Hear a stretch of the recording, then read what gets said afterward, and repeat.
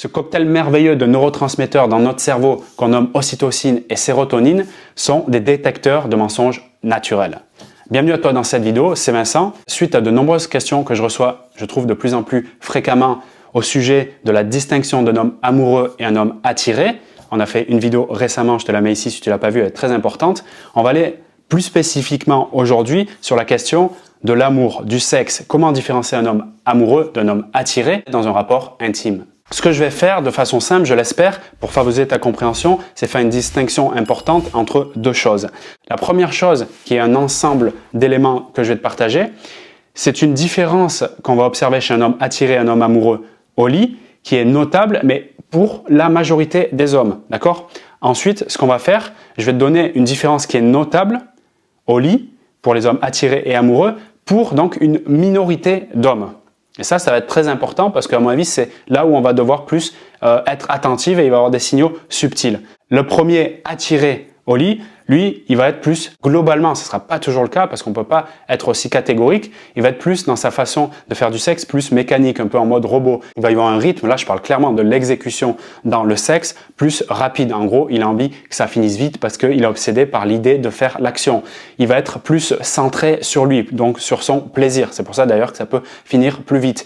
Il va aussi se comporter c'est vraiment donc des messages subliminaux, c'est-à-dire c'est inconscient sans qu'il s'en rende compte, mais toi tu peux le percevoir, surtout si on en est là en ce moment, c'est certainement que tu peux être dans la situation où tu es intéressé par cet homme et tu as peut-être envie que ça aille plus loin sur un plan sentimental et affectif, en gros, qu'il soit peut-être amoureux comme toi tu l'es actuellement, si c'est le cas bien sûr. Et donc tu vas capter le fait que il te regarde un peu moins, qu'il te fait moins de caresses, qu'il te fait moins de bisous dans des zones justement qui laissent penser justement qu'il y a des sentiments amoureux, hein, comme je fais un peu ici dans le cou, derrière la nuque, tu vois, lever les cheveux, ces choses-là. Tu peux constater avec un homme attiré sexuellement qui n'est pas amoureux, eh bien qu'il a plus de comportements comme je viens de te le décrire. C'est pas tout le temps le cas, mais c'est quelque chose qui est vraiment observable globalement. Pour l'homme qui est amoureux au lit, la majorité des hommes, je précise sur ce point, c'est la différence notable, c'est qu'il va plus te regarder, te caresser, prendre soin de toi, anticiper tes attentes. Donc, il va avoir une capacité, si tu veux, à lire ce qui se passe en toi et à prévenir, je dirais même, dans l'acte sexuel. Il va t'embrasser sur la bouche, mais t'embrasser langoureusement, doucement, dans des endroits précis de la bouche et il va s'arrêter plusieurs secondes. Tu vois, il va y avoir beaucoup de subtilité et il va t'embrasser d'ailleurs ailleurs à plusieurs endroits du corps, y compris la cuisse, la jambe, le mollet, ça peut être à peu près partout selon les positions que vous allez effectuer. Tout ce que je te dis là, note-le vraiment. Sois attentive, mais je te demande, alors c'est pas simple, mais je te le demande quand même, de pas toi-même tomber dans la recherche, d'être à l'affût, si tu veux, de tous ces signaux pour le mettre dans une catégorie, parce que c'est le paradoxe, si tu veux, de ce contenu. Je te dis ça et on rentre dans des catégories, mais en même temps, je te dis, ne rentre pas dans les catégories, c'est ce qu'il y a de plus dangereux. Je te demande d'être dans le présent et de vivre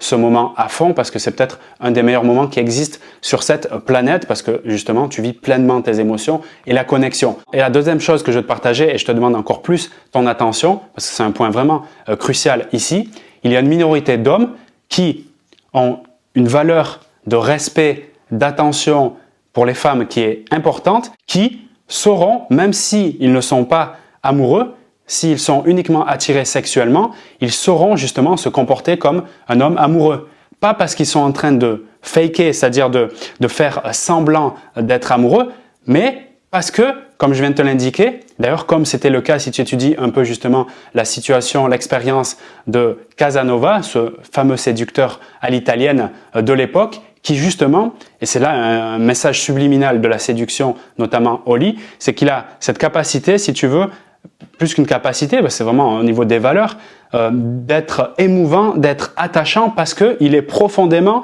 et vraiment, quand je dis profondément, c'est qu'il le ressent vraiment et qu'il le pense, c'est vraiment une aspiration plus même qu'une valeur.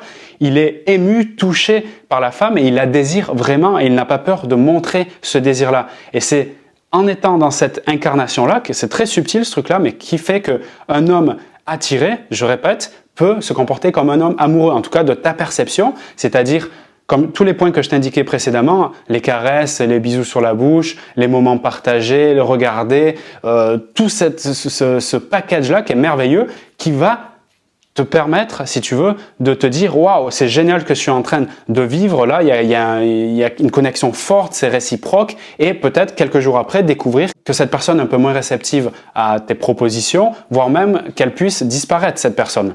Et cette minorité d'hommes, pour la plupart, aiment être valorisés et savent que pour être valorisés, il faut valoriser la femme dans son entièreté.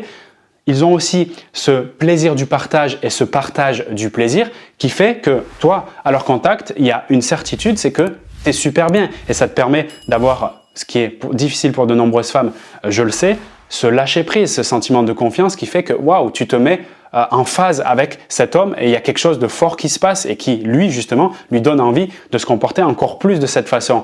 Donc, il peut vivre en étant attiré sexuellement même longtemps, en se comportant comme un homme amoureux et toi, justement, avoir cette non-compréhension de pourquoi il se comporte ainsi. Donc, il se comporte comme un homme amoureux, mais il ne sexuellement parlant, au lit, mais à côté de ça, il n'y a rien d'autre en termes de connexion émotionnelle, de partage, d'activité, etc. Et c'est là où souvent ça peut un peu bugger. Donc, je précise, cette minorité d'hommes sont intelligents sur le plan social, c'est-à-dire une capacité à comprendre autrui, donc tes émotions, ce que tu penses, tes intentions, et à te donner ce que tu veux, et en plus avec la forme, sur un plateau de façon presque idyllique, quoi. C'est un rêve le truc. C'est ainsi aussi qu'ils se nourrissent. C'est important que tu captes que c'est en faisant ça qu'il est nourri de l'intérieur. Et ce qui va faire la différence, de mon point de vue, entre tous les hommes qui soient intelligents socialement, émotionnellement, avec des valeurs de respect, de plaisir et de partage, ou bien un homme lambda, c'est-à-dire la majorité des hommes, c'est après le sexe. D'où cette idée claire, prouvée scientifiquement,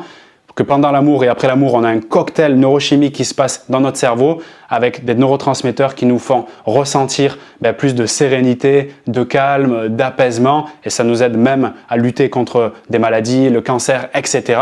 Et dès les premiers instants où l'homme vient de terminer l'acte, quand il vient de jouir, quelques secondes, minutes après, il ne peut mentir grâce à ce cocktail de neurotransmetteurs. Par conséquent, selon moi, c'est là où tu verras justement celui qui est plus enclin à avoir des sentiments amoureux avec toi ou non. En gros, comment se comporte-t-il après l'acte? Est-ce qu'il va continuer à t'enlacer, à te faire des bisous, des caresses, rester peut-être des minutes entières sans aller prendre une douche? Est-ce qu'il va continuer à te faire des paroles valorisantes, des mots doux? Est-ce qu'il nettoie et comment le fait-il, ce liquide de vie aussi abondant que précieux sur ton ventre, peut-être ton dos, ton visage ou peut-être même, que sais-je, sur son visage aussi, soyons fous. Comment le fait-il? Combien de temps il investit à tes côtés à ce moment-là? Dans ce moment-là, peu d'hommes sont capables de bien mentir et surtout, beaucoup de femmes sont capables de détecter ces mensonges et tu peux clairement en faire partie.